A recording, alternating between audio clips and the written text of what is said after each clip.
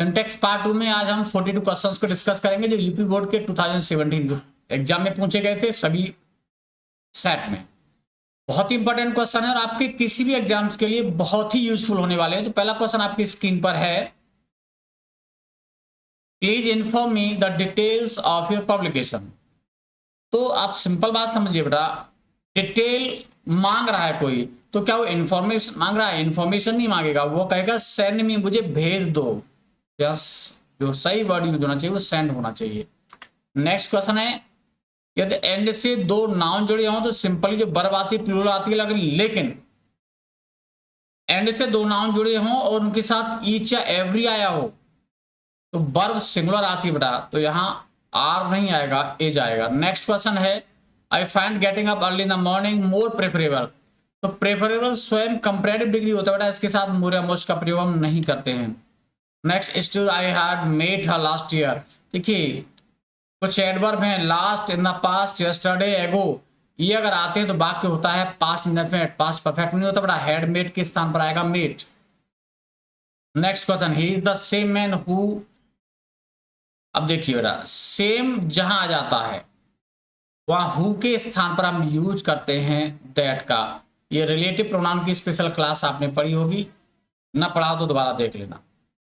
अगला बहुत ही interesting question है, पोटैटोज वर इंट्रोड्यूस्ड। देखिए एक सिंपल बात ध्यान रखेंगे, इंट्रोड्यूस के बाद हम इन यूज नहीं करते, टू यूज करते हैं। ठीक है, यहां अगर हम प्रोड्यूस्ड लगाते तो हम यहां इन लगा देते। दूसरी इंपॉर्टेंट बात है बेटा, यहां बिफोर लगा हुआ है, तो अगर बिफोर आता है समय के साथ तो वो वाक्य होना चाहिए परफेक्ट, और परफेक्ट चूंकि पैसे वॉइस में है ये तो हैड बीन आ जाएगा। Next question, Kashmir is most better than Agra. तो देखिए जहां बेटर ऑलरेडी कंपैरेटिव डिग्री है उसके साथ मोर का प्रयोग तो किया नहीं जाएगा, और कंपैरेटिव डिग्री में देन ये नहीं आता बेटा, देन आता है THAN वाला than. Next question, mister Sharma junior from me. Junior, senior, prefer, preferable, इनके बाद देन के स्थान पर आप जानते हो टू आता है, तो यहां तो फ्रॉम लगा हुआ है तो कोई मतलब ही नहीं है इसका। अच्छा, सी इज अ चेन स्मोकर, वह लगातार स्मोकिंग करने वाली, तो चेन स्मोकर आएगा बेटा, स्मोकिंग नहीं आएगा, स्मोकर। किसी वस्तु का प्रयोग हम हथियार के रूप में करते हैं, उसके साथ बेटा वाई का प्रयोग नहीं करते, विद का प्रयोग करते हैं। उसने कुत्ते को डंडे से पीटा, with a stick. See as well as her friends is playing in the park. As well as से दो कर्ता जुड़े होंगे तो पहले कर्ता के अकॉर्डिंग बर्बादी, सी का अकॉर्डिंग इज करेक्ट है, तो इस तरह से ये वाक्य आपका करेक्ट हो गया। Next question, climb the tree carefully lest. Lest के बाद ध्यान रखना है आपको, नॉट का प्रयोग नहीं करते, और मोस्ट ऑफ टाइम जो साइक्री आता है शुड आता है, हालांकि प्रेजेंट इंडेफिनिट का यूज भी कर सकते हैं। तो जब नॉट नहीं आएगा तो डू भी नहीं आएगा, या तो फॉल लगा दीजिएगा या शुड फॉल लगा दीजिए, दोनों ही सही हैं। अच्छा, एम्स के बाद इन्फिनिटिव आता है और एट नहीं आएगा, अगर एट आता तो आगे जीरंड का प्रयोग करते हैं। नेक्स्ट देखिए, सिंपल सेंटेंस में टू प्लस इन्फिनिटिव आता है और कॉम्प्लेक्स सेंटेंस में सो दैट का प्रयोग होता है, तो आगे दैट से दूसरा वाक्य जुड़ा हुआ है तो यहां पर टू के स्थान पर सो लगा दीजिए, कॉम्प्लेक्स सेंटेंस बन जाएगा। आइदर और, नाइदर नॉर, ये जो है एंड, ठीक है, ये एक समान पार्ट्स ऑफ स्पीच को जोड़ते हैं। आइदर द स्टेप, देखिए जहां आइदर जो है स्टेप के साथ है और यहाँ रॉन्ग के साथ है, और इसमें ध्यान रखना है आइदर और, neither nor, not only but also में पीछे से आगे देखते हैं तो यहाँ ये और रॉन्ग के साथ लगा हुआ है, तो आइदर भी यहाँ पे जो है वो राइट के साथ यहाँ आना चाहिए था। गॉट इट, ये यहाँ आएगा। ओके, तो the step taken is either wrong और राइट। नेक्स्ट, नाइदर के साथ नॉर आता है बेटा, आइदर के साथ और आता है, तो यहाँ नाइदर लगा हुआ तो यहाँ और नहीं आएगा, यहाँ नॉर आएगा। नेक्स्ट, नो अदर के बाद, नो अदर के बाद जो बेटा देन आता है बट नहीं आता। नेक्स्ट, घड़ी में समय बताने के लिए बेटा हम इनका प्रयोग नहीं करते, मेरी घड़ी में 4 बजे हैं, वाई का प्रयोग करते हैं। नेक्स्ट, गोल्ड एक मटेरियल नाउन है और generally material noun abstract noun के साथ हम कोई आर्टिकल यूज नहीं करते हैं। नेक्स्ट, सिंपली अगर किसी कॉमन नाउन के साथ एडजेक्टिव आता है तो वहां इंडेफिनिट आर्टिकल आता है, अ काइंड मैन। ठीक है। दूसरा, कोई एडजेक्टिव वाक्य में करता है, कर्म का काम करेगा तो उसके साथ हम दा का प्रयोग करते हैं, the poor. I went out, simple ध्यान रखेंगे बेटा, एक क्रिया के बाद मोस्टली इन्फिनेटिव का यूज होता है तो टू वॉक आना चाहिए, फोर लगा सकते हैं, लेकिन आपको वॉक फिर फोर अब वॉक आएगा, वॉक नाउन बन जाएगा, तो ये ज्यादा ठीक है आपके लिए। I know the French and the English language, generally बेटा किसी भाषा के साथ हम आर्टिकल का यूज नहीं करते हैं, तो ये दा हटा दीजिए आप। कोई भाषा जब किसी देश के लोगों को रिप्रेजेंट करता है वहां दा लगाते हैं। अच्छा, एपस्ट्रोफियस का प्रयोग बड़ा निर्जीव के साथ नहीं करते, तो हु इज ये बाकी जो हो जाएगा, who was the inventor of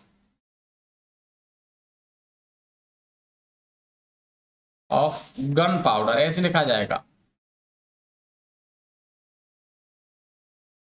ठीक है।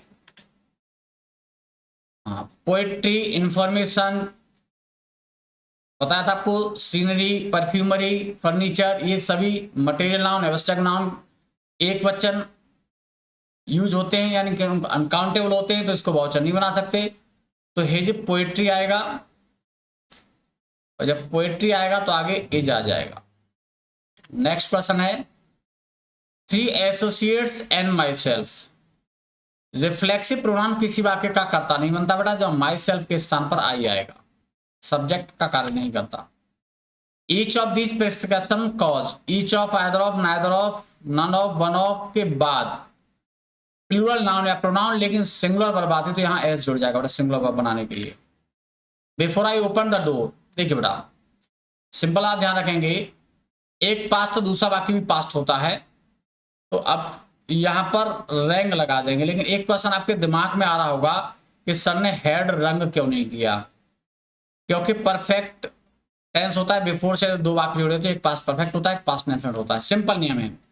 वहां आपको ध्यान रखना है, यदि दोनों वाक्यों का सब्जेक्ट एक ही व्यक्ति है, यहां भी सब्जेक्ट आई है और यहां भी सब्जेक्ट, बहुत टेक्निकल पॉइंट है बेटा, दोनों वाक्यों का अगर एक ही सब्जेक्ट है तो बिफोर से दो इंडेफिनिट टेंस भी जुड़ जाते हैं, पास्ट इंडेफिनिट टेंस।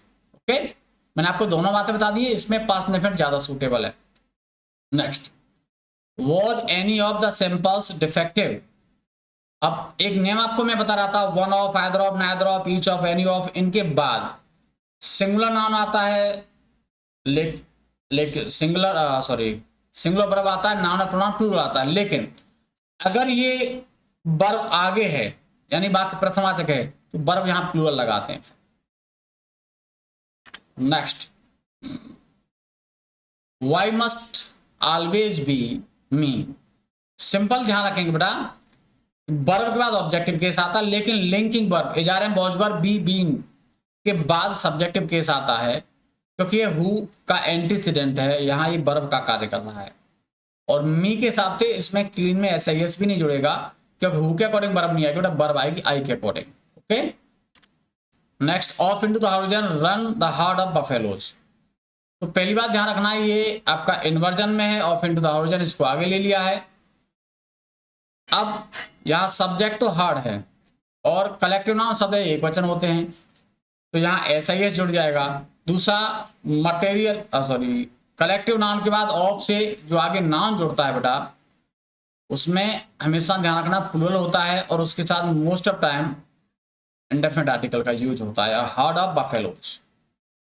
ये नियम है, अगर एंड से तीनों पर्सन के प्रोनाउन जुड़े हैं तो बेटा उन्हें 231 के क्रम में लिखा जाएगा, यानी पहले सेकंड पर्सन आएगा, उसके बाद थर्ड पर्सन आएगा, और तब आएगा फर्स्ट पर्सन। अच्छा, नो कुछ क्रिया है, नो, लर्न, ठीक है, सो इनके बाद डायरेक्ट इन्फिनेटिव नहीं आता बेटा, उससे पहले हाउ आता है, how to operate. I saw a man which was planting a tree, एक बात ध्यान रखना ना कि व्यक्तियों के लिए हु आता है, वस्तुओं के लिए, जानवरों के लिए विच आता है, और रिलेटिव प्रोनाउन जिस नाउन के साथ होता है उसके साथ हम दा का प्रयोग करते हैं, डेफिनेट आर्टिकल आता है। Brijesh has written a letter yesterday, yesterday in the past, last एगो अगर यूज होते हैं तो बाकी पास्ट इंडेफिनिट टेंस होना चाहिए, तो हैड रिटन की जगह पर आएगा रोड।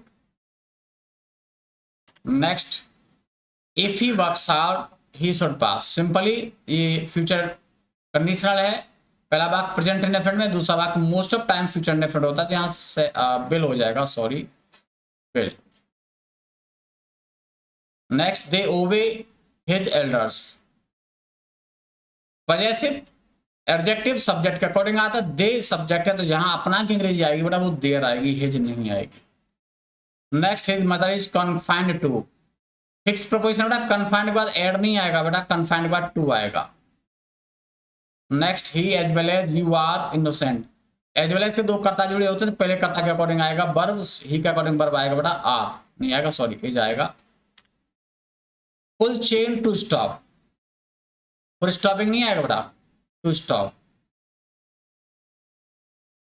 जनरली नाउन के बाद इन्फिनिटिव का यूज किया जाता है। अब ध्यान रखना बेटा, डाउट और डाउटफुल का प्रयोग अफर्मेटिव सेंटेंस में हुआ है तो इनके बाद जो कंजक्शन आता है वो इफ और वेदर आता है। और अगर डाउट और डाउटफुल का प्रयोग इंटरोगेटिव नेगेटिव में हुआ तो यहां पर दैट का प्रयोग होता है, तो यहां पर वेदर आना चाहिए। हार्ड वर्क इज की के बाद जो प्रपोजिशन आता है बेटा फोर नहीं आता, अधिकांश ऑफ आता है या फिर टू आता है। I have not seen him let, तो बेटा देखिए परफेक्ट टेंस में लेटली यूज होता है, लेटली मीन्स अब तक, लेट और लेटली का अंतर है बेटा, लेटली आएगा। तो ये आपकी क्लास थी, उम्मीद करता हूं आपको बहुत पसंद आई होगी। ये क्लास पसंद आई हो तो वीडियो को लाइक कर देना और अधिक से अधिक स्टूडेंट के पास शेयर करना। जो स्टूडेंट पहली बार इस चैनल पे आए हों वो अभी चैनल को सब्सक्राइब कर लेना, ताकि लेटेस्ट वीडियोज लाइव क्लास का नोटिफिकेशन आप तक पहुंचता रहे।